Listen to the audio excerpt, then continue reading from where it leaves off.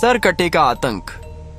एक छोटे से गांव का से जिसका नाम था कतुलिस्तीवा। ये गांव के लोग बहुत खुशहाल जीवन जीते थे, लेकिन फिर एक दिन सब कुछ बदल गया। गांव में रात के समय अजीब घटनाएं होने लगी। पशु डर कर भागने लगे। धीरे धीरे गांव वालों को महसूस होने लगा कि कोई अनजानी परछाई अब गांव में मंडराने लगी है। एक रात गांव के उत्तर दिशा में बने एक घर से चीख की आवाज आई। लोग दौड़े, लेकिन जब वहां पहुंचे तो वहां केवल एक बच्चे की लाश मिली। उसके चेहरे पर भय की छाप थी, मानो वह मरते समय भी कुछ कहना चाहता हो। धीरे धीरे गांव में फैल गई एक भयानक अफवाह। एक सरकटा आदमी रात को गांव में आता है। वो हर रात किसी घर का दरवाजा खटखटाता है और जो बच्चा बाहर आता है वह फिर कभी नहीं लौटता। लोग इसे अंधविश्वास मानकर नजरअंदाज करने लगे, लेकिन फिर एक और बच्चा मारा गया, फिर एक और। अब यह सिलसिला हर रात का बन गया। हर रात जैसे ही घड़ी 12 बजती, गांव में सन्नाटा फैल जाता। हर घर का दरवाजा बंद कर दिया जाता। ठक ठक ठक ठक कोई जोर जोर से किसी घर का दरवाजा पीटता। उसके बाद बस चीख सुनाई देती और फिर सन्नाटा। सुबह गांव के चौराहे पर एक और मासूम की लाश पड़ी होती। गांव वालों का धैर्य अब टूट चुका था। एक सुबह वे सब मिलकर पास के थाना पहुंचे। उन्होंने इंस्पेक्टर रवि सिंह को सब कुछ बताया। इंस्पेक्टर ने पहले इसे मजाक समझा। अरे भूत वूत कुछ नहीं होते, किसी सिरफिरे कातिल का काम होगा। गांव वालों ने बच्चों की तस्वीरें, घटनाओं का क्रम और सबूत दिखाए। इंस्पेक्टर थोड़ा गंभीर हुआ और कहा, ठीक है, आज रात मैं खुद गाँव में पहरा दूंगा। अगर सच में कुछ है तो सामने आएगा। रात करीब 12:15 पर इंस्पेक्टर रवि गांव पहुंचा। गांव शांत था, मगर आसमान में काले बादल थे। हवा चल रही थी और हर तरफ डर का माहौल। तभी ठक ठक ठक ठक एक कच्चे घर का दरवाजा जोर से पीटा गया। इंस्पेक्टर ने अपनी बंदूक उठाई। अचानक एक परछाई सामने आई। बिना सिर वाला आदमी